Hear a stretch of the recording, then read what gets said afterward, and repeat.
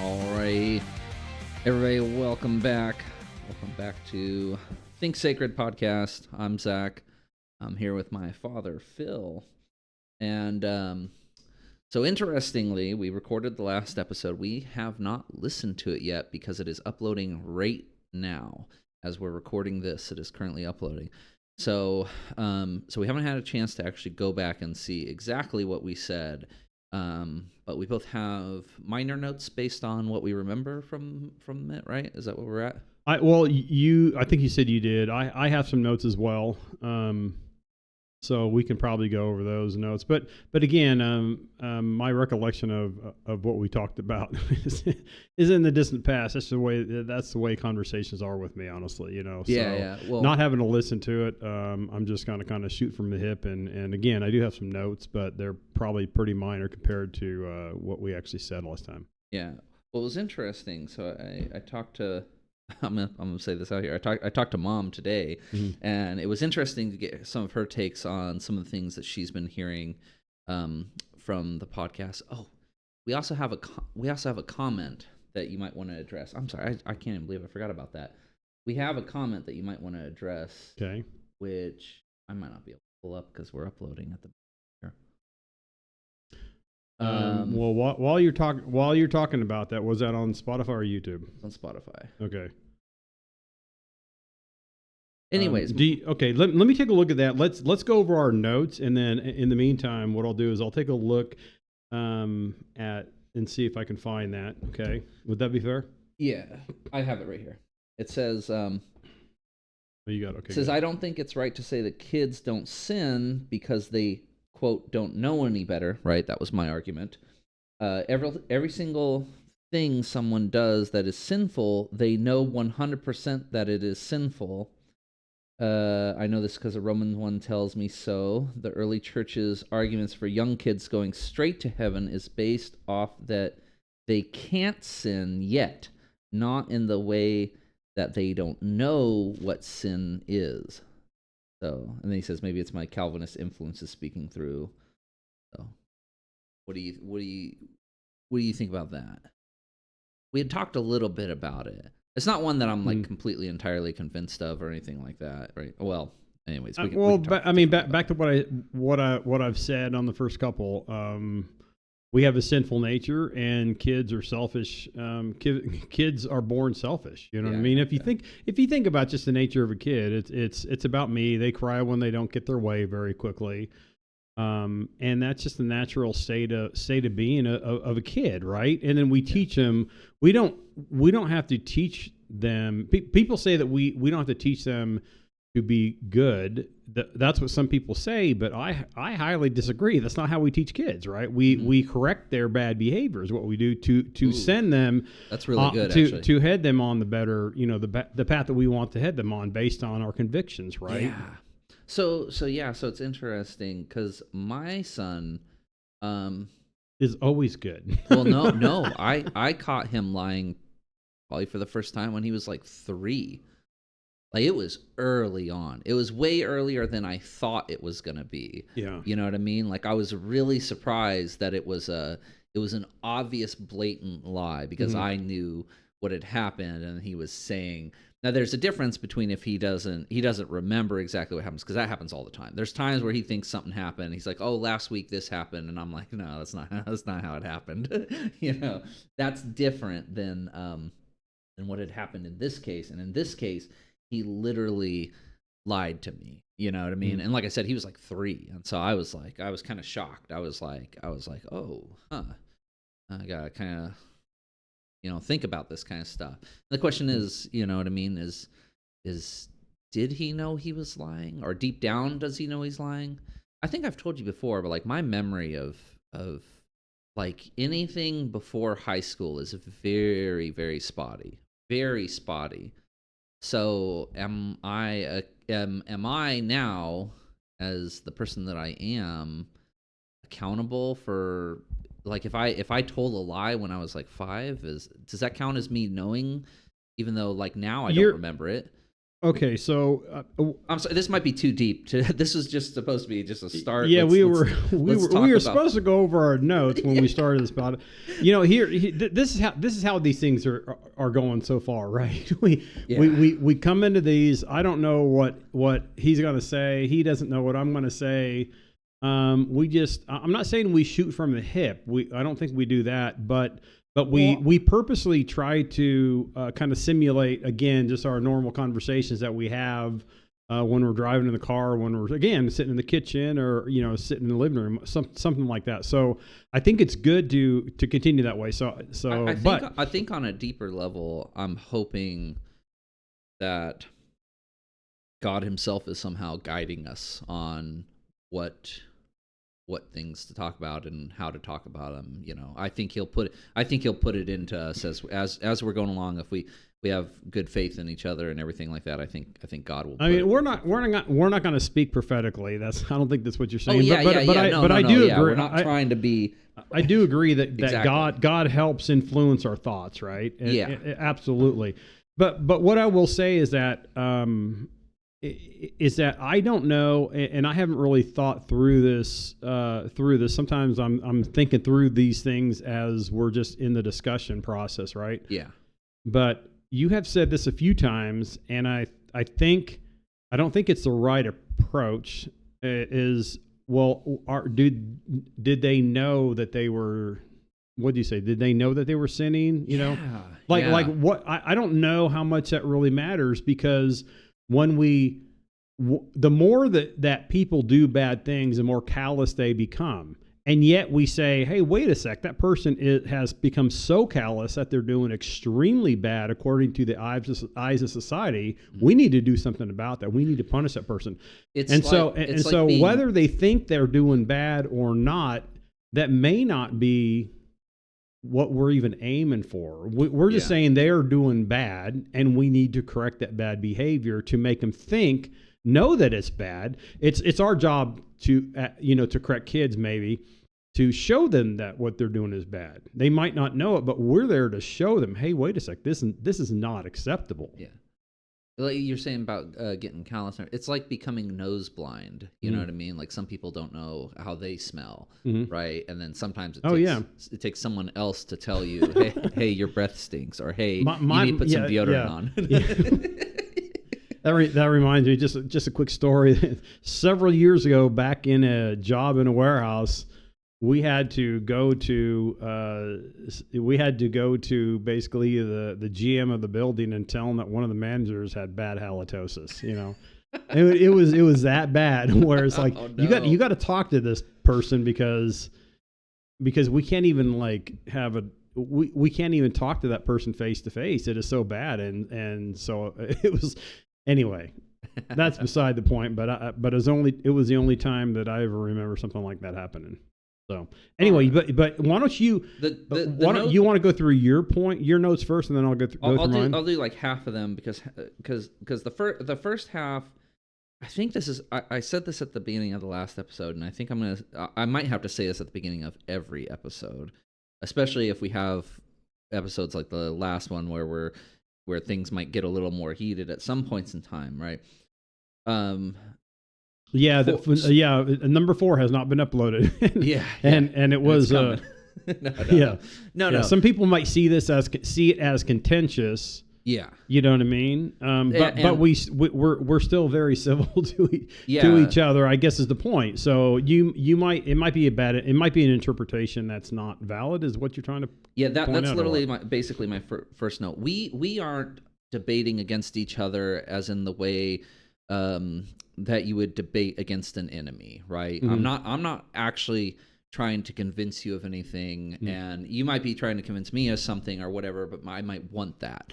But the point is, like I'd mentioned in the last episode we had, this is like sparring with knives or swords. It's like sparring with swords. We're sparring and we're trying to practice. We're trying to practice our maybe a little bit of our debating skills, but maybe our reasoning skills, and then maybe the way that we read the Bible, the interpretation of the Bible. What does the Bible say? We're trying to learn so that we can grow and everything like that. So just because you and I are having what may seem like we're getting a little heated and a little, emotions are getting a little high or something like that in a certain thing, doesn't mean that it's not part of like what we're not trying to actively fight against each other. We're not trying to actively, try to I don't know, like we're not debating each other. What we're doing here is we're trying to have discussions that lead further into better stuff. Yeah, totally agreed. And the thing is that we're not having to convince each other of the background of these conversations or the context of these conversations per se.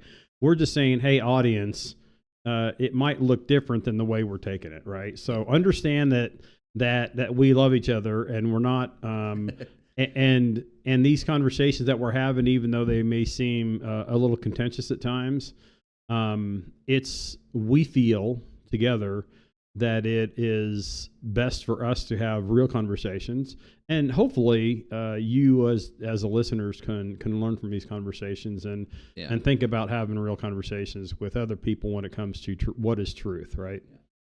Yeah, I mean, like a long time ago, or not a whole long time ago, but probably about a decade ago or so, you and Mom have just, I have you as an established place in my life that will just never change. My opinion of you and Mom will basically never change. You know what I mean? I have you at a certain place. It's as stable, as rock solid as anything else could possibly be. And, I mean, hey, maybe it took me into my 30s to learn that, but, I eventually did. How it is being a teenager, rebelling. But anyways, so and this happened in the debate, and you did bring it up, and you were correct. I definitely made, I started at one point in time in the midst of our more heated exchange. I started saying statements that I had not previously established or I had not made an argument for previously. So that was definitely a fallacy on my part, or a mistake on my part when it comes to like when you do philosophy and theology and you put forth an argument. So that was one I did. One that you did, though, no attacking the character. You have to, well, you don't have to, but it's a good idea to, when I put forth an argument, you should take it that I am coming in good faith and with the argument. You know what I mean? You get what I'm saying? Mm-hmm, I do. And then I just have something written as Bible translations. Oh, this goes into, from here is what I want to talk about for the whole thing. So do you have any notes? I do. I do have notes. So you asked me, I can't remember actually the exact question, but I think it had to do with how do we interpret, how do we read the Bible, or how do we interpret the Bible, I think is what you were talking about, right? And I brought up some things. I brought up, I brought up Law and Gospel. That it's a good way to look at it when you're reading. I thought about context, or I said something about context. Context. It's important to understand context. Yeah. As best you can. It's good to understand who the audience was when these things were written, right? Or who the audience was. Who they were written for. That's huge. Who it was written for. One thing I didn't mention, and this is probably, honestly, we could say it's probably number one, and I can't believe I didn't say this. It's probably because I'm trying to shoot from the hip when we're talking, and it wasn't a question that I was prepared for. But it was, okay, how do we interpret the Bible, I think is what you asked, but I missed this one. The Bible is Christocentric, right? We have to look at it with those eyes. So it basically just means that it's all about Christ. New Testament, Old Testament, all about Christ. Now, why do I say that? We talked about types and shadows before. I can't remember when we talked about that, but we have to understand the types and shadows in the Old Testament. But more specifically, there's at least twice where Christ pointed out the Old Testament is about me. Yeah. He doesn't use the term Old Testament. He just talks about the Scriptures. The Scriptures at the time when he was on earth was the Old Testament, right? Yeah, So we know that. Well, there's interesting things, different, the canonization that we currently have, it took a long time to develop. It wasn't just a straightaway thing, because even the Catholics have other books inside their Bible, and most people would consider Catholics also Christians or a part of the same Christianology, or a lot of people would. But they have different books in their Bible. And then you have Eastern Orthodox, which has like 5 or 6 more different books. They have like the Book of Enoch, you know what I mean? And we don't, so that's another thing. So, so Christocentric, there's 2 places where Jesus actually says these are written about me. One place is in John, where he's talking to the Pharisees, and actually I think I wrote that down. Actually, I might have actually taken some snapshots. No, I actually wrote it down. Statement of the Pharisees, where he actually said, "You study the scriptures diligently because you think that in them, in the scriptures, you have eternal life." And then he says, "These scriptures were written about me, yet you refuse to come to me to have life." So he specifically tells the Pharisees, these scriptures that you're reading about, it's about me, and yet you think that within the scriptures you have eternal life, but you don't even have a clue that they're written about me. You may be learned, you may have the scriptures memorized, which a lot of them back then had to in order to even be a rabbi at the time, right? And yet you refuse to come to me and have life. So that's one. There was a second one on the road to Emmaus and that's a great story. If you ever want to read a great story, honestly, it's the road to Emmaus, where 2 people were distraught. I think it names one of them.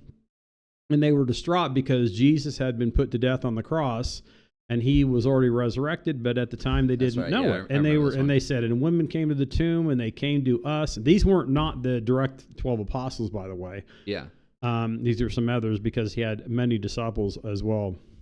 And Jesus comes alongside them as they're going on the road to Emmaus from Jerusalem. It's a 7-mile walk.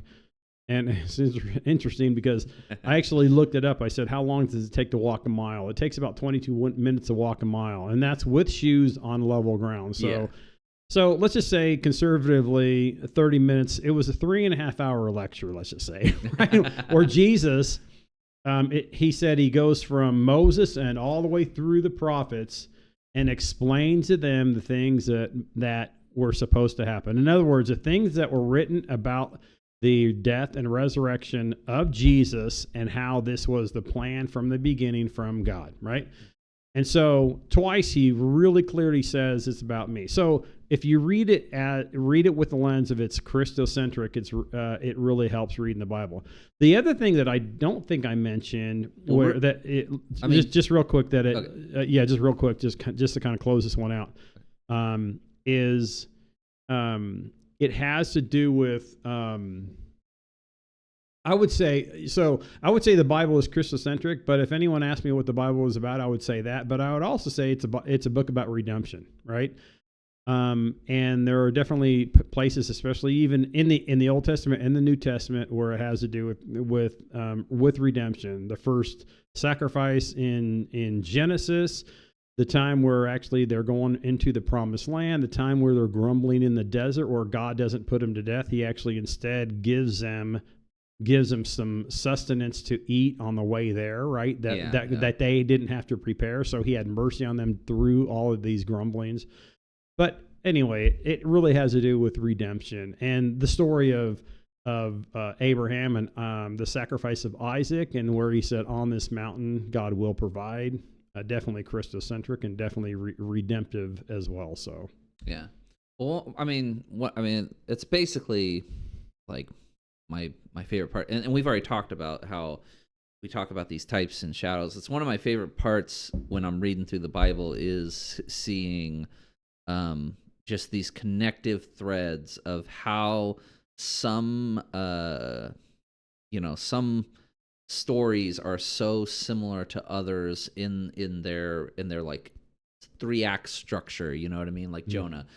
Jonah's called to do something by God. He chooses not to do something. He goes into the belly of the fish, where he plops out, and then he goes and then he goes and does what he was supposed to do, you know what I mean? And there's more to it. Each one has its own nuance that goes beyond that, but it's almost like all of them have a very similar like set of things that happen, and you can easily see that they're you can combine them and say, okay, there's something that's so similar about all of them, and like you said, it all basically points back to Jesus. And Jesus even points to Jonah, and he says, "As Jonah was in the belly of the fish, so will the Son." 3 days, he says, 3 days. Yeah. So will the Son of Man be in the belly of the earth. Yeah, yeah. And then he goes out into Jesus went out into the desert for 40 days. The Israelites are in the desert for 40 years. Mm-hmm. It's just like there's so much symbology, you know what I mean, that just carries over and builds up, you know what I mean? So that's one of my favorite things with the Bible. But anyways, so as we're talking about translations and everything, right? So I kind of cheated a little because I told you I already talked to Mom about this.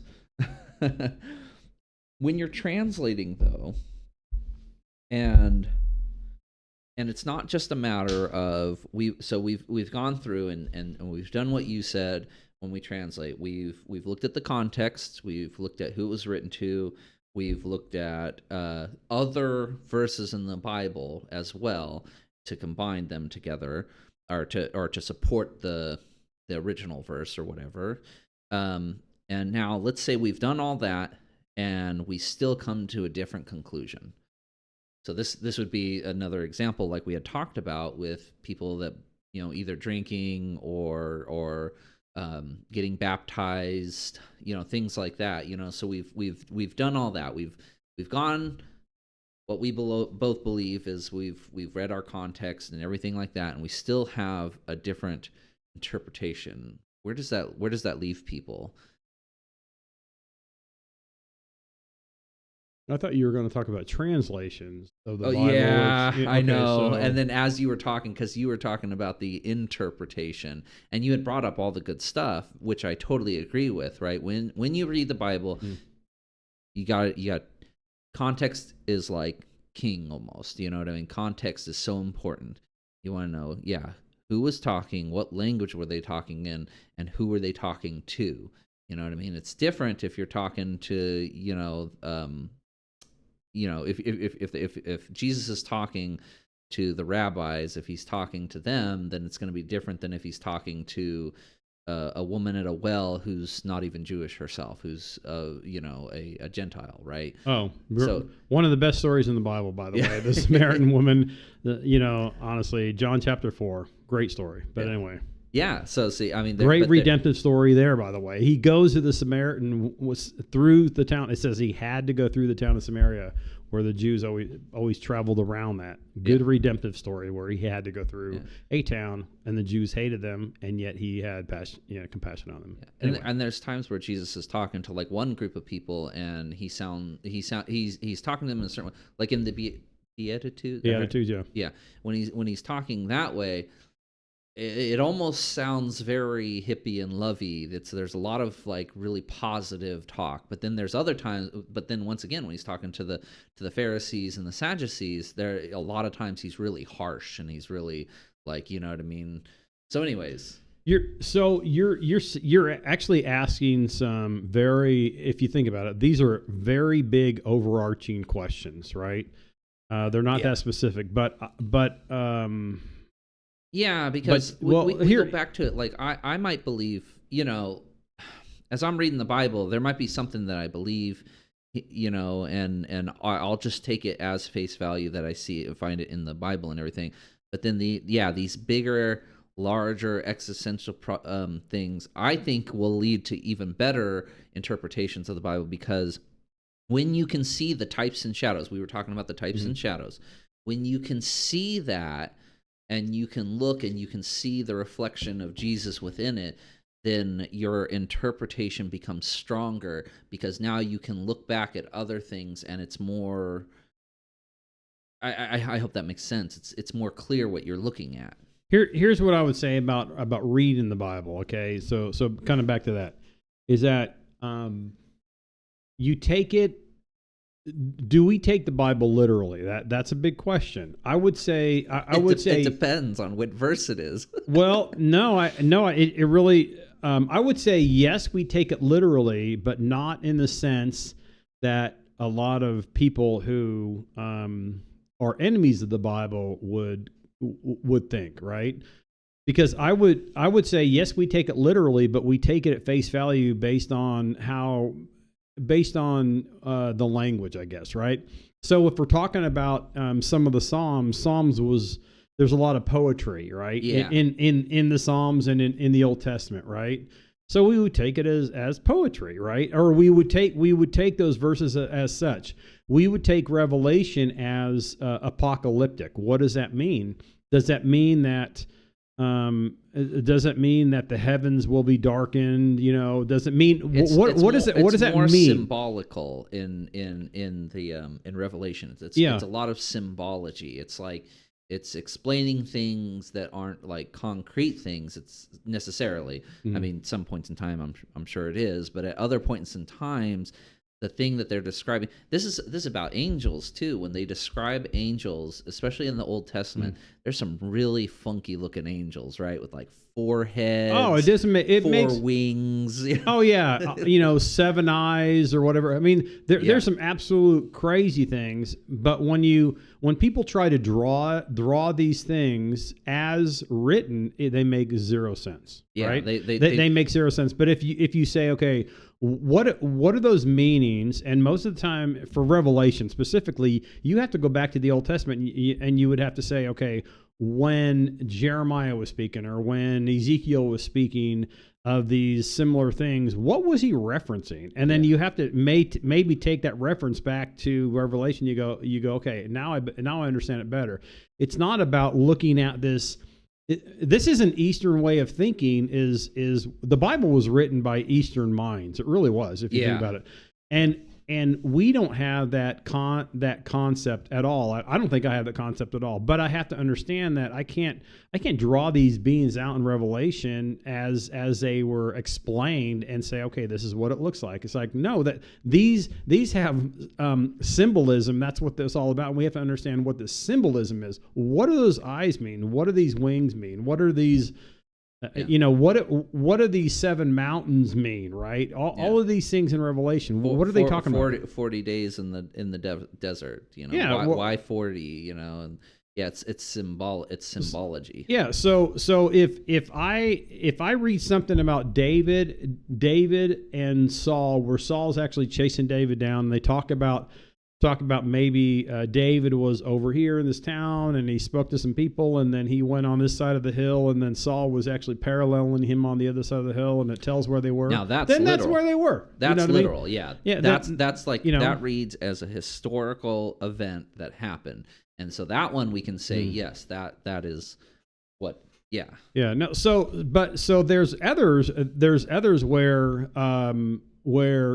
let's just talk about baptism, right? So alcohol, I think, is a lot more clear to me when like I said, it's someone else. It's not me, but it's someone else going through every single verse, and I say, okay, that makes the most sense. Yeah. Because he went through every verse and he went through it as best he could within context. He spent several hours before he actually made this video. And it made probably the most sense, right? Yeah. But let's talk about maybe a verse that says baptism saves, right? Or believe and be baptized for the remission of your sins, when other verses don't actually link baptism there. So the question is, and I'm not saying I have the answer, but I'm saying that the question is, how important is baptism in salvation when it says baptism saves? Because is baptism is the water symbolic of the washing away of sins, or is it a real thing that we must participate in? Because that is an internal debate. It happens right now. Because you hear all the time people say, like, baptism by fire, right? You hear that all the time. You hear baptism by fire, baptism by water. You hear about this, and I would say baptism by fire. Let me just say something about baptism by fire. Baptism by fire is usually by some churches this day and age that are most, honestly, let me just say a blanket statement, most are heretical. I would say because baptism by fire, if they really want to understand what the fire of God is, the fire of God is judgment.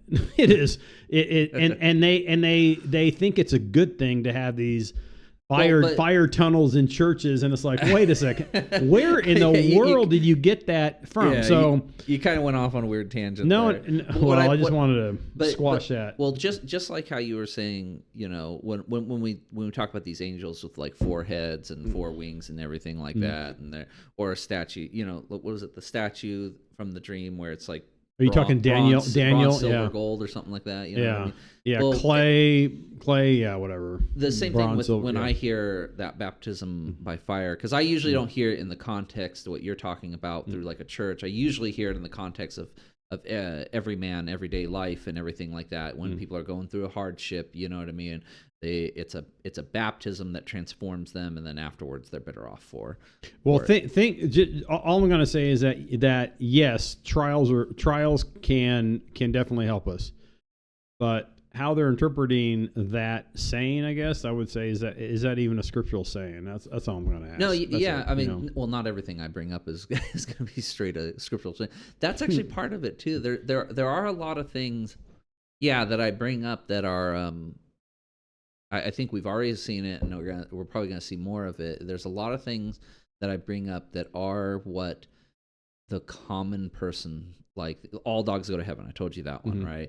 I mean, it's a common thing. It's like, I would think if you were to go around America and you just ask just normal people, just all, regardless of whether they're Christian or not Christian, I think the majority of them are going to say, oh yeah, hell yeah, of course all dogs are going to heaven. I think that would be the majority of your answers. There might be a few no's, but I think a lot are going to be yeah. But it doesn't matter. I know it doesn't really matter. Yeah, I'm not going to debate anyone on that. All I'm saying is sometimes the things that I bring up are going to be, just what the common person thinks, you know what I mean? So anyways, all right, we've been doing 30 minutes. You want to take a quick break and get us some coffee real quick, and then we'll come on back? Yeah, I do need some coffee, absolutely. I think after this we should talk about translations, because there's a lot, and it was really interesting actually last week with our big talk and everything like that. I had you read out of your Bible, and I was caught a little off guard because your Bible did translate it a lot different than King James Version, which is what I read. I read King James Version. Yeah, and so there was like a little bit of a, like, I didn't want to argue that point with you. I didn't want to be like, well, your version's wrong or something like that. I obviously I was going to completely avoid that. Here's what I would say about that. We're talking about a verse in Colossians 1, 17, 18, somewhere in there. I can't remember. Yeah. So you were talking about a verse in Colossians, and you asked me a few times, well, what does it mean? Well, it almost doesn't matter what I think it means. What I was saying is that you're talking about a future thing that's going to happen, and that was in past tense. So whether I understand what he's talking about when he's talking about, I think it was talking about reconciliation. Yeah. If it's past tense in the Bible, that's another thing that I would say when it comes to interpreting the Bible. If it's past tense, it's past tense. If it's present tense, it's present tense. That's like no one goes about and goes about saying this is how we interpret the Bible. That's kind of like at face value, you just do it. That makes sense. I got what you're saying, and having reread it though, a lot of other versions do not have it as past tense. Some version, there was one version I found that actually has it as straight up future tense, and then there's the majority of them though just say to instead of did, or in a past tense as well. Anyways, I don't want to talk specifically about that, but when we come back, let's talk about translations. I think that's what we got upset at each other about. No, you were making a valid argument from. Sorry, before we go to break here, let's get this out of the way. That way, when we come back, we can just focus on translation. Okay. You were making a valid argument from your standpoint. It's not like I didn't understand what you were saying and everything. I think my failure on my part was explaining a little bit better. Well, once again, there were assumptions, and I said this at the beginning, is there are some things I hold in my mind already, which I haven't either explained or argued with you about. there's a verse that you just reminded me of as you were just talking about the baptism thing. You just remind me one of my favorite verses in the Bible is by Paul, where Paul says, "Circumcision is a thing of the heart." Right? You know that one. It's probably my favorite verse in the Bible, and I would say if circumcision is a thing of the heart, then so too is baptism, and so too is drinking alcohol, and so too is everything. Eventually, you get what I'm saying? No, I don't. No, okay. No, absolutely don't. I have a bad time explaining these things. No. What I mean, when you said baptism is a thing of the heart, okay, maybe I understand that. But when you said alcohol and everything else, it's like, okay, well, you're probably taking the liberty that we're given as Christians, maybe to an extreme, and saying it is what it isn't. That's a danger. Okay. All right. You gotta stop. Anyways, all right. Okay. We need a break. We need a break. Yeah. When we come back, let's talk about translations. Okay. All right. All right. Well, welcome back then. All right. Yeah, we were just talking about. Well, we had talked about interpretation of the Bible. See, because here's the thing that I think a lot of people get mixed up on. And there's a lot of people out there that say, oh, well, I don't believe in the Bible because there's, like, maybe it was true when they first wrote it, but now there's been so many translations and everything. And I know there are plenty of arguments that are just absolutely throw that in the trash, right? That general thought. But there is another idea of where sometimes we look at certain versions and they might seem to say something different than another version in some cases. Overall, do I believe like most Bibles are correct and everything like that? But there are certain versions where you'll read it in one and it'll seem crystal clear, and then you'll read it in another and it won't seem as clear. You get what I'm saying? I do. I mean, I don't. You're going to ask me. You said prior to break you're going to ask about Bible translations. I definitely don't know if I'm, I'll speak on it the best I know and try not to sink myself. Okay? It's a tough question. That's what these questions are. Well, they're tough questions. So here's what we want to know. Here's what I would say about just about translation in general, and this is just stuff that I've read about and heard from people that I trust. Right? Yeah. First off, if you look back. Probably won't articulate it that well, but if you look back at the languages that the Bible was written in, it was written Old Testament Hebrew, New Testament Greek, right? Koine Greek. Isn't there some books that are in Aramaic as well? There's pieces of the New Testament that are in Aramaic. Okay, just pieces of it. So, but most of it's Greek and Hebrew. It's interesting that. And again, it's one of these things that I only found out recently, or really kind of heard about recently, where Hebrew, the language that it was written in. So let me take a step back. Our language changes every year, where words are added and words have different meanings. Right? I think last year, I can't remember the number. Like there were 1,200 new words added to the language. Right? What does that mean? So I'll get to that in a bit. Even as we talk, there's generational things there's some things that I say that I can tell that you didn't quite get, or the meaning has changed since and there's ones that the kids say that I hear and I'm like, what in the world is that? You know what I mean? Yeah, absolutely. There are certain words that have just. A good example, gay. Mm-hmm. The original word, like back a couple generations ago, gay actually meant happy. Mm-hmm. It meant just to be happy. Oh, be merry and gay. Mm-hmm. Like that was a common saying. It was all be happy, right? And then nowadays, obviously, gay is referring to LGBTQ stuff. You know what I mean? And so it's the meaning has completely changed. Yeah. Yeah, so words have meanings, but we have to understand what the meanings are. Like, even when we talk to each other, and and we're, sometimes we actually just want clarity. Well, what do you mean by that word, or whatever the case may be? But put that aside. So let's take a step back. It was written in Hebrew. So the last book of the New Testament, I think it was Malachi. Soon after that time, I think it was when the Babylonians, the Babylonian captivity, they basically stopped that language from ever being spoken. Think about this. Okay, now you have the New Testament in Koine Greek. The fall of Jerusalem in 70 AD, right? They stopped that. Romans said, we're not going to have that language ever spoken again. They stopped speaking that language throughout the world, right? It stops throughout the world.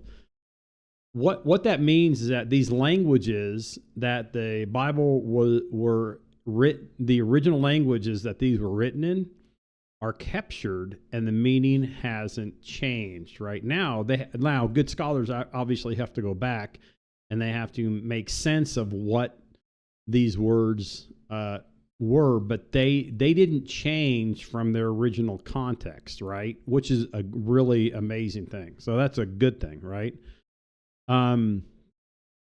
So, but the other thing is, is that when there's several scholars that go into Bible translations, right? And they try to do the best they can. Some people say, well, I want a word for word. Well, I don't know if there's such a thing as word for word. There's not really a way to do word for word as far as I understand fully, right? Because sometimes these phrases have meanings that the scholars have to say, okay, how do I even write that in English language, right? This saying that they have, and then if I put it there word for word, then it's going to have zero meaning in the English, right? And so they have to go through those exercises. I'm not going to pretend that I even understand all that, but they have to go through those exercises, right? Well, I mean, there are some words that. Or there are some items inside the Bible that are referenced that, like, we would call it a bush, but they would call it a tree. Mm-hmm. You know what I mean? Maybe because they didn't, like, it's like, how a tomato is a fruit, mm-hmm. right? But people sometimes think it's a vegetable, right? And it's that difference right there that unless you know specifically what you're talking about, you know what I mean? So, I mean, when they're referring to like the wood in Exodus that they burn inside the tabernacle, right, mm-hmm. and everything like that, it's a very, very specific type of wood, and I think that they thought it was a bush, but we would call it a tree or something like that. You know what I mean? Yeah, I mean, I don't know if this is even a really good example, but I could say something like, "Man, I had a long day at work," you know. What does that mean? Does that necessarily mean that I stayed more hours than normal? Probably not. Most of the time, it just means I had a hectic day at work, yeah. or whatever the case may be. Or you know what the longest day of the year is? It's June 21st or whatever it is, right? Well, wait a sec. All days are 24 hours. So what are you talking about? You know what I mean? So sometimes we have to understand the context of these things. I guess is my point. So I'm not going to pretend that I know all that, right? But what I will say is that there are more thought to thought translations like the NIV, New International Versions, versus the ESV, which is what tries to be a little more word to word, but it really no version ever even gets there, right? At all. But the ESV is an easy, like, 6th grade language, and that's what I like. The NIV is pretty much 6th grade language. It's pretty much what I fit into. So I would say that those are good translations. The New International Standard, the NASB, New American Standard Bible, I think is what it is. The NASB, the New King James, the King James, all of those are good translations. I would say good for you for reading the King James, because I sure don't understand that at all, right? So actually, I think I told you. Mm-hmm. So my fiance just bought an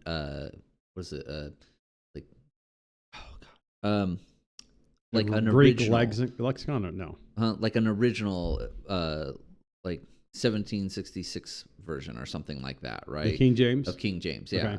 Okay. Like an original version, and it's wild to read through it because letters are mixed. Like a U and a V mm-hmm. are backwards. Mhm. They're like like the way they write a Mhm. U, it really means V, and the way they write a V really means U. Okay. And it's really wild. But when reading through it, I do understand it because it seems very, very clear. It seems like, I don't know, for me, I do find it pretty easy to read. So there's a verse in one of the Gospels where Jesus says, "Suffer little children who come unto me." What the heck does that even mean? Yeah. In the English, it just means do not prevent them from coming to me, right? Uh-huh. Well, how in the world do I get that from into my current language from the King James? Absolutely. So for me, I'm staying away from King James. That's just me. So, but I'm not saying it's a bad translation. It's a good translation. But those are good translations, right? I would say that, if we're talking about translations, there's ones to absolutely stay away from, right? Two of them, well, there's three of them that come top of mind. One is the New World Translations, which is only Jehovah's Witnesses, and there's obvious purposeful errors in there. I would say that scholars, even atheist scholars, will have just said this is objectionable, right? Some of the stuff that they put in there in the first chapter of John, the first chapter of Colossians, the one that we read actually a few verses right before that, are just totally heretical. Seems like so on purpose.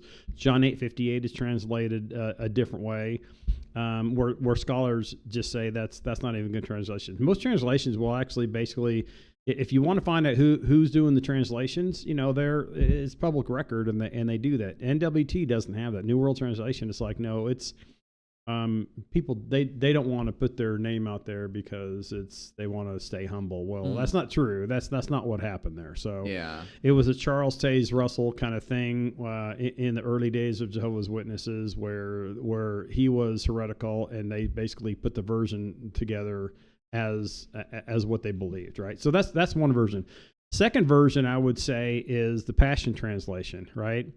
There's this guy that actually put the Passion Translation together. He said this came directly it was feeds directly from God. It was very mystical.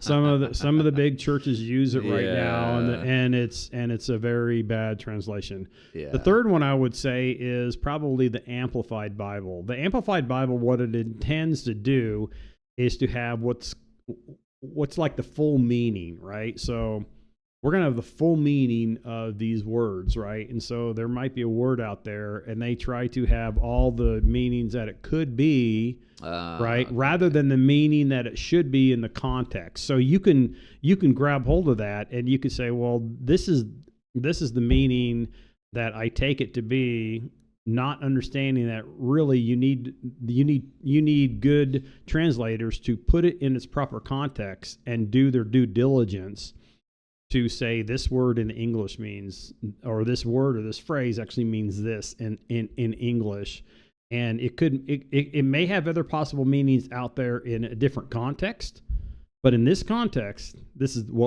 what it is, right? Okay. So that's what I would say about that. Yeah, what I'm getting from you used specific examples, right? And so the question to whether, like, how do you determine what ones are good and what ones are not? It's almost like a on the case basis. You take a look at it, you see how it was translated, you see whether or not they're trying to do something funky with it, whether they're trying to translate it in a weird way, or whether they're trying to, actually gather the meaning of it, right? And then you have examples where clearly a specific religious organization is doing doing horrible things while in the service of reading their translated Bible, right? I mean, you can go 50 different directions. I mean, I've heard people that actually will take, they'll take the NIV and the ESV and the New King James and the King James, and they'll look at these different translations when they're going through and reading their Bible. I don't know if you need to make it that complicated, to be honest with you. When you come to, if me not knowing Greek and Hebrew, if I come to maybe a there's most of the passages aren't as clear as we think they are sometimes. Sometimes the plain meaning is plain meaning, but sometimes we'll come to a passage and we're like, what in the world are they talking about there? You start reading it and then you get buried in it. You're like, wait a sec, what are they talking about here? Yeah. And so how do you get through that? I mean, you get through that by maybe at that point in time is you start getting into other translations, or you may go into commentaries and see what these commentaries may say about these certain verses or whatever the case may be. I would just say the guidance is maybe going to other translations at the time where you're unclear, or going to commentaries, or basically do both at that time where you think you need to really dig deep into the word. Yeah, it's really interesting. This goes back to, I've already said this, is the Old Testament to me is so easy.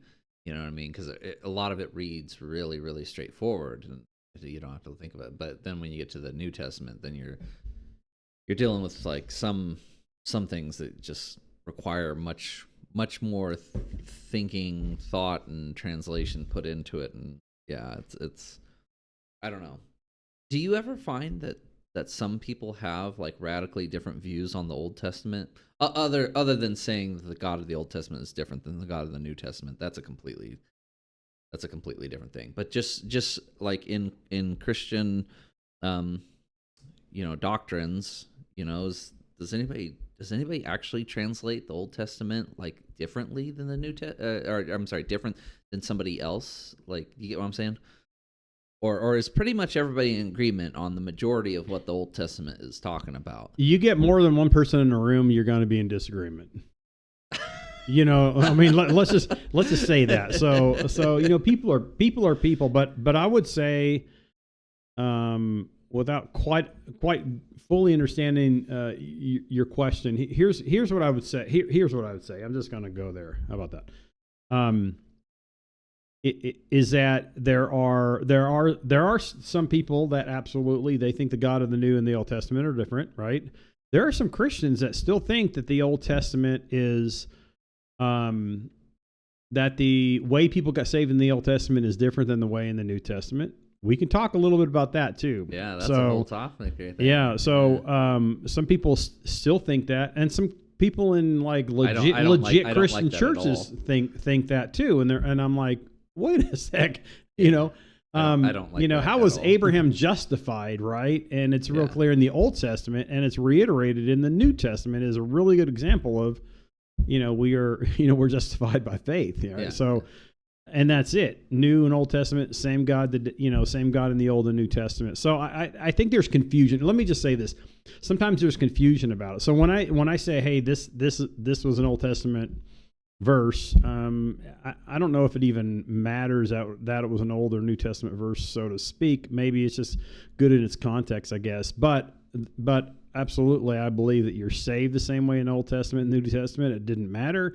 That the God is, the same yesterday, today, and forever, and that and that people sometimes conflate things in the Old Testament, or they look at. I guess what they do is they look at the Old Testament as works-based salvation, which is, it's not hard to do, to be honest with you, if you read it with that lens, works-based salvation. Versus grace, grace and faith in the New Testament. So that's what I was asking. There you go. You answered it. There are people that believe that the Old Testament people have different beliefs on how it reads. Then, yeah, okay, cool. You answered my question. Okay. Whether you knew it or not. No, I mean, I don't know.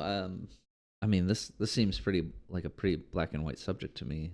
I don't know. I mean, do you want to talk about anything else more about it, or no, because that's the most I know about it. Oh, okay. I got another one then. Okay. Here's this is a little more abstract and everything. Mm. As things progress through time and everything, and as we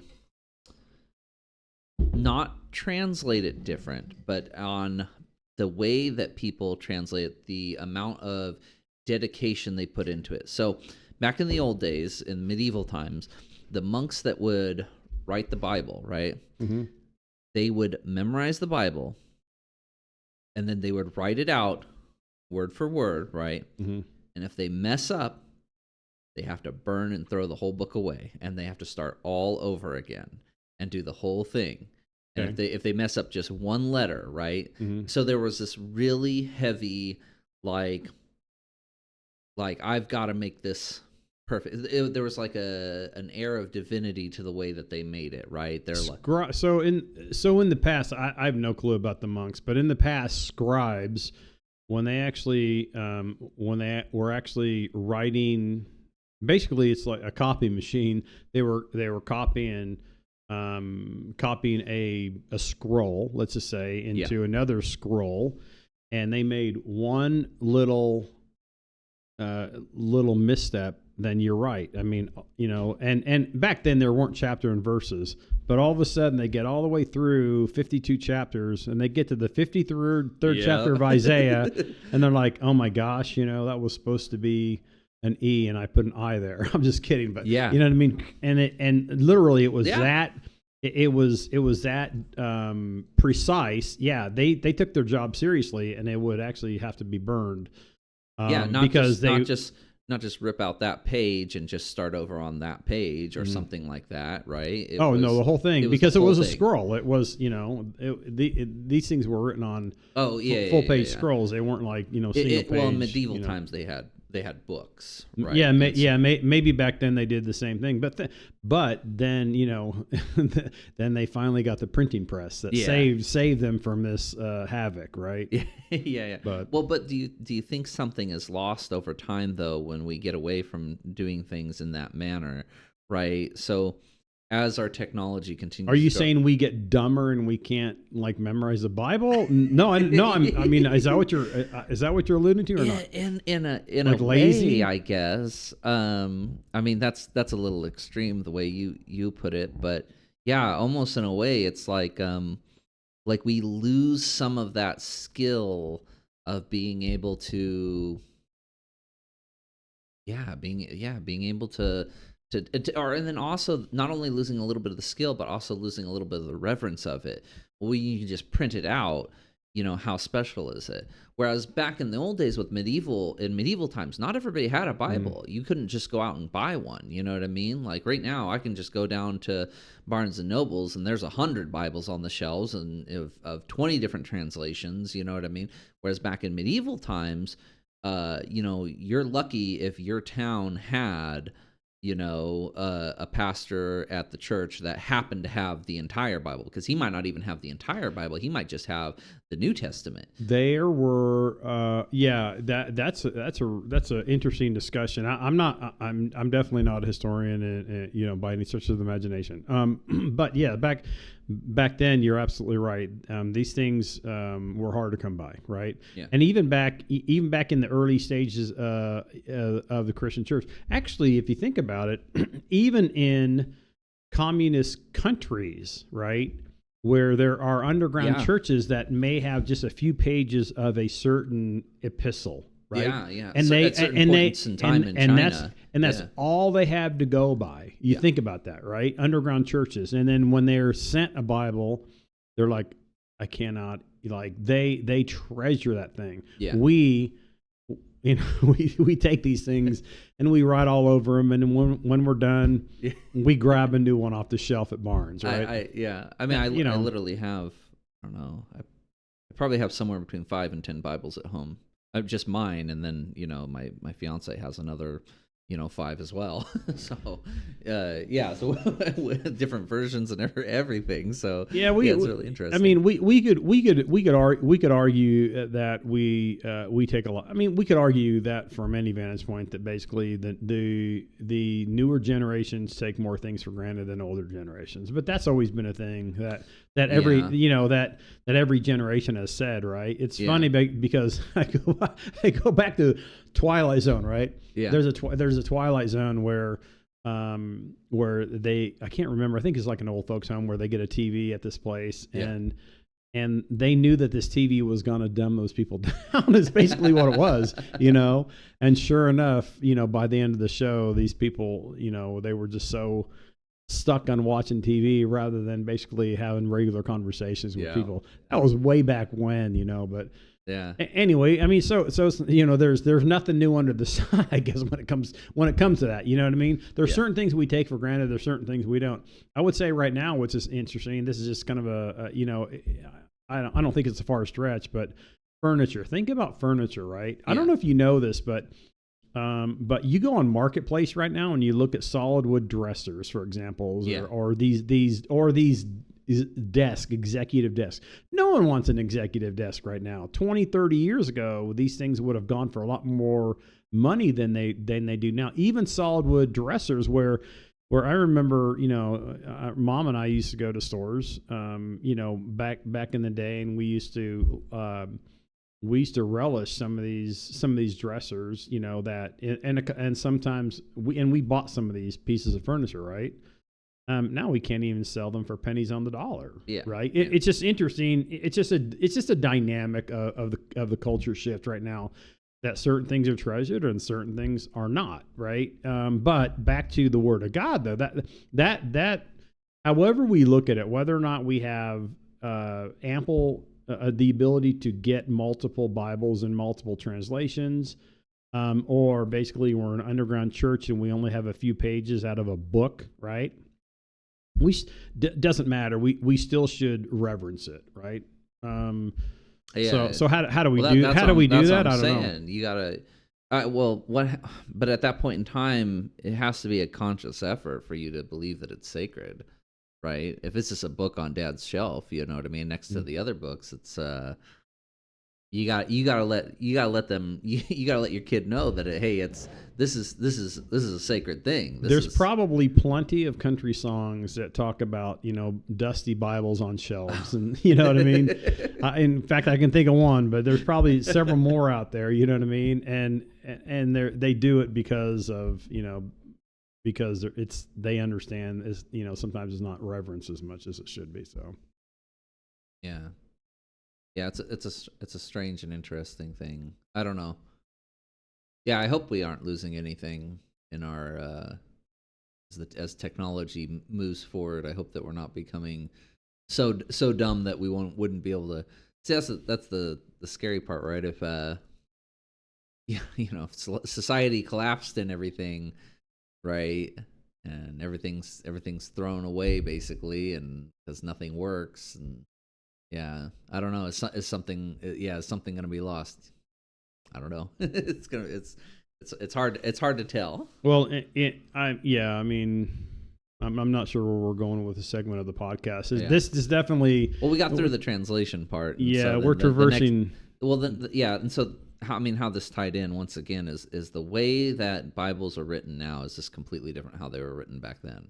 You know what I mean? The way that people sit down and translate them and everything. These are people that, study Greek and study Hebrew and then, try to understand the language the best they can and then read from the scriptures that they do have that are, like the Dead Sea Scrolls and stuff like that and try to translate them, right? Here's what I would say. So we talk about back in the day. So, and I can't remember the exact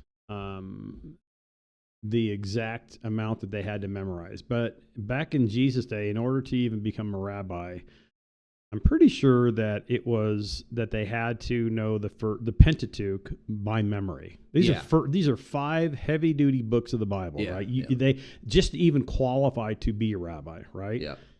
There's churches today, right, who say you have to know Greek and Hebrew in order to even qualify as a pastor. Then there are other churches that basically think a lot differently on that somehow your qualifications have to do with how well you preach on stage, right, and how well you can captivate an audience, which two totally different things, right? So how do we look at and how do we take the word and take it seriously and make sure that the leaders of the churches aren't just propped up there because how they like Saul looked good and that's why they wanted him as king kind of thing, you know what I mean? Back in the Old Testament versus a David who's out in the field, gathering sheep and and not even he doesn't have a second thought about being the leader of Israel, right? Yeah. That kind of thought. So how do we prop these preachers up in today's age that are serious about reading the Bible for all it's worth, right? Yeah, just like David Joseph too. Yeah, he's just just a kid out in the basically living out in the wilderness. His father lives in a sheepskin tent. But anyways, so now actually I was thinking about, and I had mentioned this a little bit earlier. Some Bibles have different books in them, right? We talked about Eastern Orthodox has the book of you said Enoch. This is the book of Enoch, has the Maccabees, and Catholic Church has the Maccabees, right? Yes, 1 and 2. Yeah. The book of Yasher, things like that. Now that's different than like the Gospel of Peter, which is what are those called? Those aren't the first set that I was talking about. Those are like called they're Apocrypha. Is what I don't even. Yeah, exactly. Now the other ones are not. The other ones are called the Gnostic Gospels, right? Yeah. Now that's like the Book of Peter and everything like that. Now those ones are basically complete trash, right? But the ones like the Book of Enoch, the Book of Yasher, and the Maccabees, though, those are, like I said, they're in like Catholic and Eastern Orthodox stuff. Well, I mean, what do we think about those?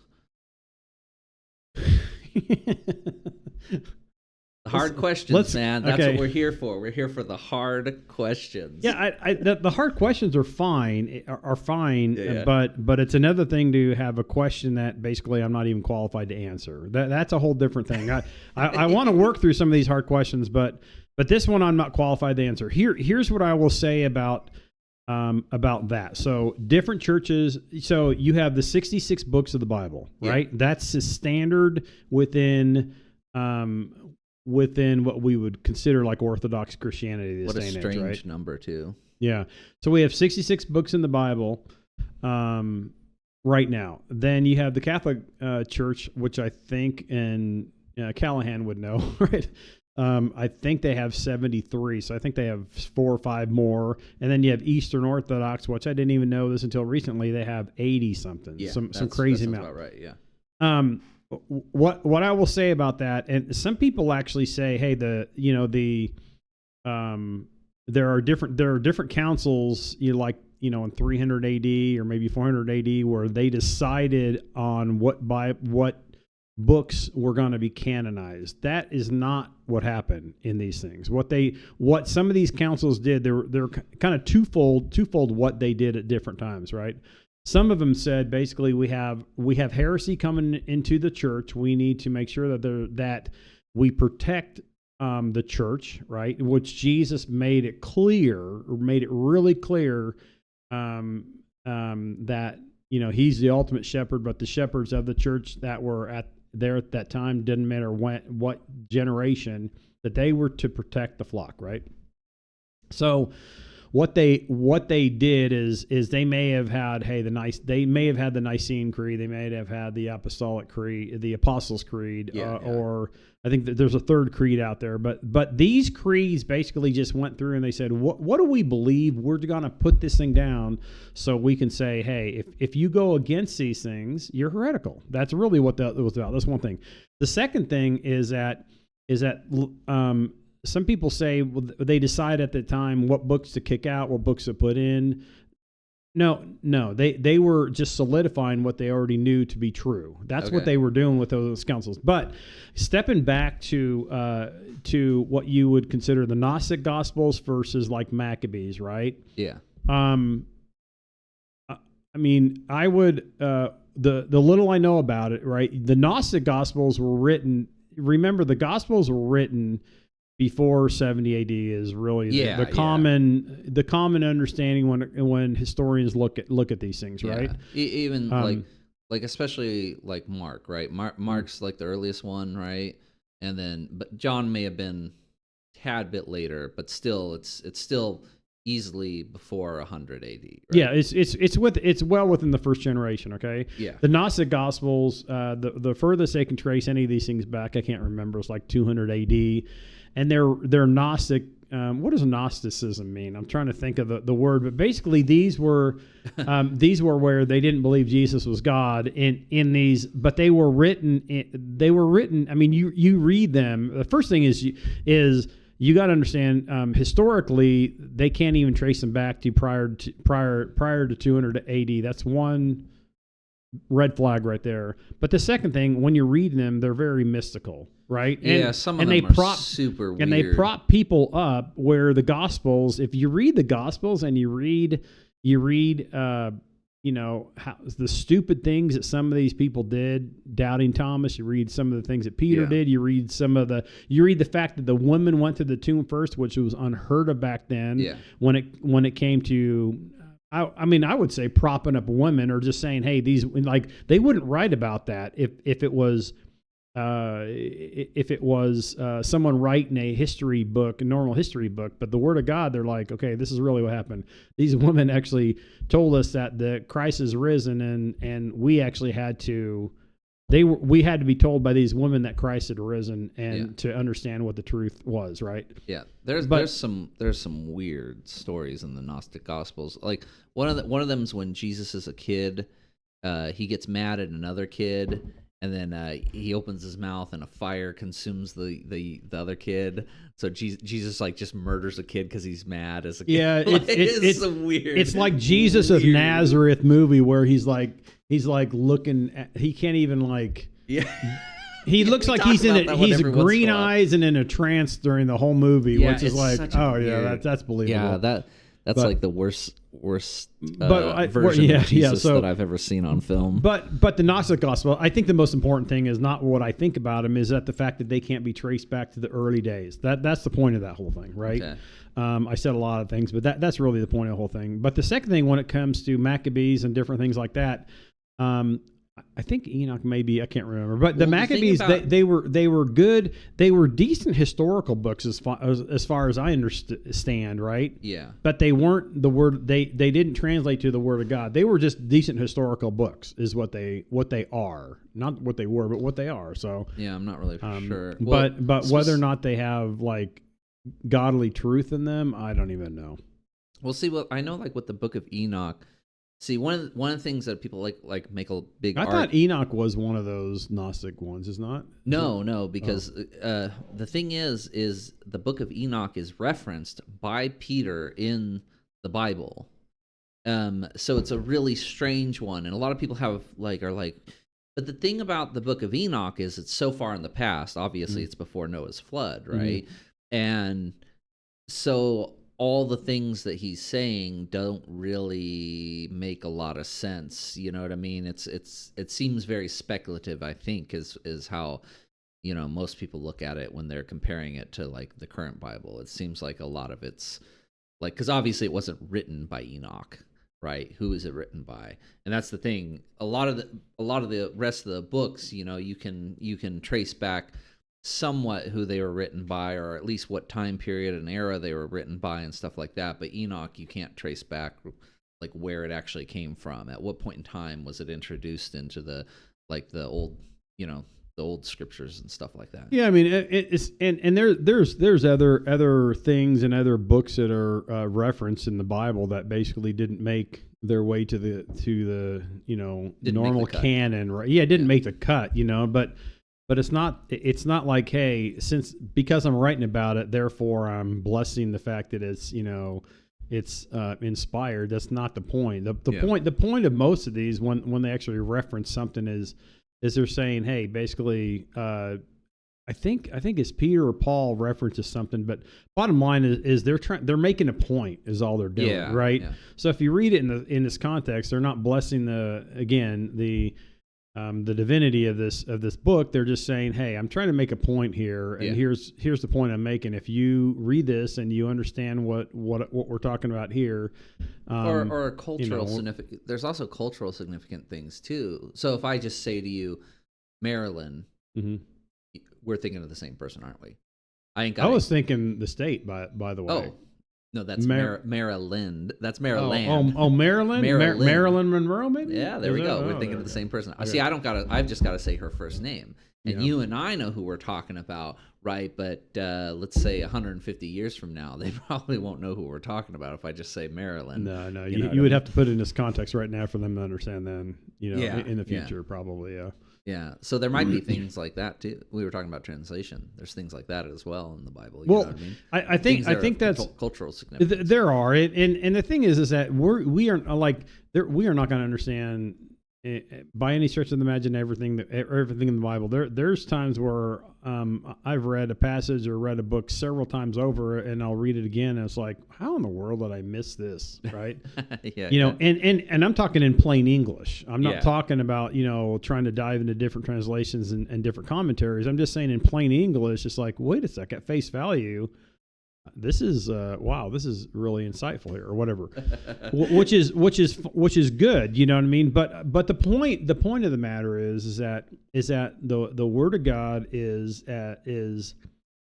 it doesn't have an end to the depth of it. yeah, Okay. that's true. The question is though, does God intentionally reveal things to you at certain times, or is it all there and your lack of understanding is your own? Are there Yes. are there mysteries in the Bible that we haven't discovered yet because we don't know how to read it, and it takes God's revealing to reveal it to us? I don't know about mysteries in the Bible. I think, I mean, you have to be careful. You have to be careful that you're not implanting things into the text that isn't there. That's one thing. So let's just be clear about that. Yeah. And I've talked about that a few times over. But I mean, an example of what you're talking about when it comes to, maybe mystical things, I guess, is like numerology, right?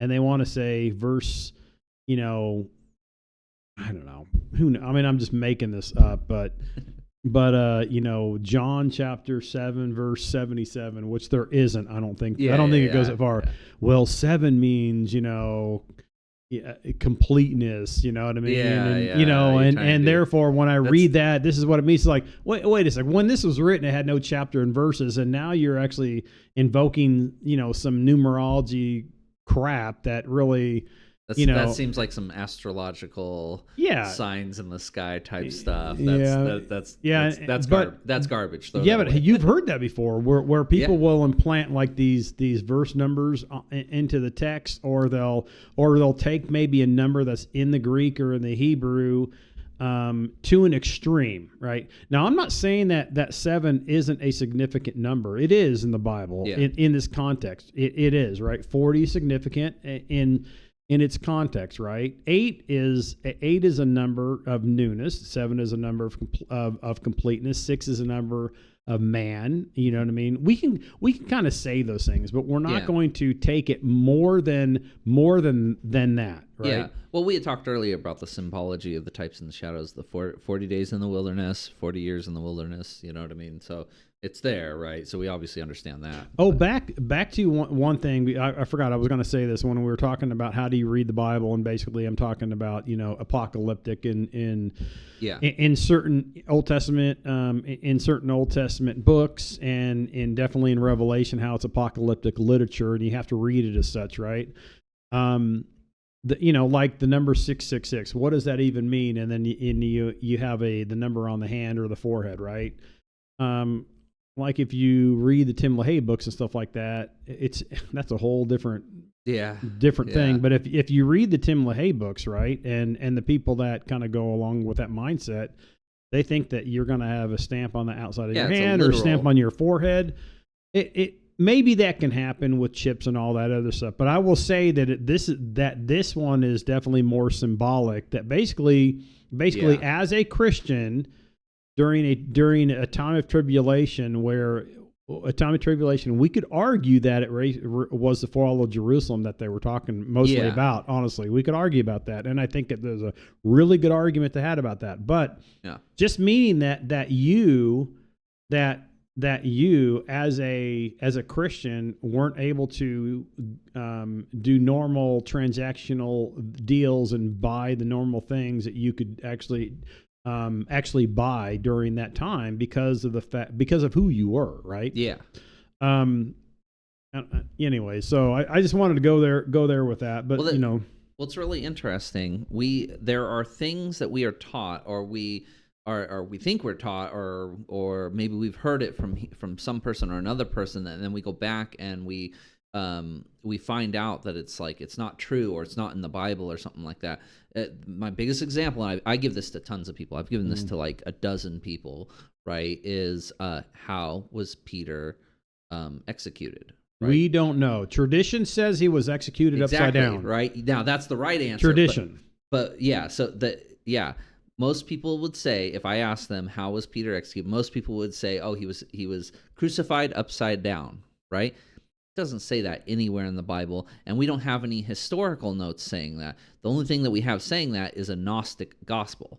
That's the only thing that says it. Yeah.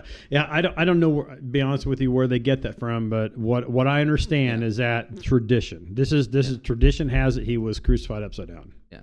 There's a couple interesting ones as well. We know Stephen was stoned though. Who? Stephen was stoned. Which one was that? It was like the first martyr in Acts. Okay. But anyway, go ahead. Yeah. But anyways, it's interesting because even as a kid, like growing up, like there's things that we learned in high school, like scientific facts and everything like that. Your blood is blue until it comes out of your body, right? Then it turns red because it activates with the oxygen in the air. That's not true. The blood inside of you is red. You know what I mean? Okay. Or the moon, right? The shadow of the earth is what causes the moon to have its different phases. Well, that's not true either. You know what I mean? It's the location of the moon in comparison to the sun. You know what I mean? Yeah. There's all sorts of strange ones. The moon is necessary for life on Earth, by the way, which is crazy, which is absolutely it's also crazy. It's also crazy the fact that it appears to be the exact same size as the sun in the sky to us. You know what I mean? Like when there's an eclipse, you have some, what are the chances? What are the odds, right? We're gonna get into a whole nother. You have the sun that's like 93 million miles away. You have the moon that's 250, depending on maybe the orbit. Yeah. 50,000 miles away, which I think it's like 400 times bigger. Yeah. But it's 400 times closer too, or whatever they say. So basically, the total eclipse. They line up perfectly. They line up perfectly. But anyway, yeah, it's just weird. It's just these interesting things. And some planets spin one way, some planets spin the other. You know what I mean? Which is interesting. But here, so we should do a podcast on the whole tornado in a junkyard and the evolution thing, and it'd be really fun and everything, of course. But you and I are just going to agree completely on everything. Yeah, it's not going to be as interesting because we're going to say we're going to be giving each other fist bumps. But we'd rather have these contentious ones like the last one. Yeah. There'll be a few where we'll just be in full agreement, but there'll also be a few where we're here's what I would say. You bring back some things that we learn either by osmosis or basically we go to a church that has certain beliefs, right? And I'm not saying they're not heretical. I'm not saying they're heretical at all, right? But you have the Baptists, Southern Baptists specifically over here, Calvary Chapels as well, kind of think the same thing. And then you have more Reformed churches that think different about Revelation, quite a bit different, right? Yeah. And here's what I would say, and I think we probably need to end this pretty soon. I'm just going to leave this hanging, and we might talk about it later. Okay. But think about the rapture of the church, right? Is that a biblical concept, right? Is that a biblical concept? The idea that the rapture is people just disappearing. Okay, but where does that come from, and how does that fit into Revelation? Is the question. Okay? Your answer is it's not actually in the Bible that people are just going to disappear. No, it's in the Bible. It's in the Bible. So I'm not going to argue that. Well, the word rapture is in the Bible, but what does it mean? Does it mean people are going to physically blink out of existence in a miracle-like state? Yes, I do believe that. But when is it going to take place? Here's. Okay. You know what? Okay. I'm not gonna say anymore because I want to keep everyone hanging. Okay. I would say that basically the Darby thought about the rapture and how it takes place and when the taking away in Thessalonians takes place and how it's supplanted prior to a 7-year tribulation here on earth. That's an interpretation to be desired. Let's just put it that way. Okay. That's all I'm going to say. All right. Oh my goodness. Well, now, yeah, I'm kind of interested. Yeah, because that's definitely going to be one we probably have a quite a different view on. I don't even think that it's, that the rapture is like an actual miracle type action. I think it's just something that happens like over time. Just people just slowly, just people die off. Generations die off, and the ideas, I would advise you to read the text and then come back, and then come back and we'll talk about it. You know what I mean? You good though? Are we good? Yeah, I think we got 50 minutes in, so that was so we're about an hour and 20 minutes. You good? I'm totally good. All right. Absolutely. We droned on for quite a long time on this one. We're good. Yeah. I mean, the subject was a little bit easier. This was a much easier subject to go through. I mean, I think it's pretty obvious. You know what I mean? Some translations are going to be bad. Some translations are going to be good. You know what I mean? You're going to have to take a look at them. You know what I mean? And a lot of people have a pretty good consensus. You know what I mean? If you just go out there and do a little bit of studying on your own, you'll be able to find a good Bible that, at least you can believe that it is what it's supposed to be, Yep. That makes sense to you? Yep, absolutely. Find one, stick with it, and if you don't understand what's going on there, then start taking a look at different translations and good commentaries. That's all I would say. There you go. Yeah, podcast why? Like I said, episode 4 is loading now. It's going to be interesting to go back and watch it. Which I will do. I'll go back and watch it. You go back and watch it. After that one, we had to put on boxing gloves to let our emotions out. Now we came to this one a lot more calm. No, I'm just kidding. No, it's good though. It's good. But we'll go ahead and let's see. Like, comment, subscribe. Views are going up on Spotify, which is great. Awesome. Thank you guys very much. Like I said, we've had a few comments on Spotify. YouTube's on its way. I think I told you before. YouTube just takes a lot longer than Spotify. So, my priority is Spotify. So if you guys want to hear it first, go to Spotify. There'll be more episodes up on Spotify than there are on YouTube. And YouTube is going to be a catch-up type thing. So, all right. Thanks all. Appreciate it.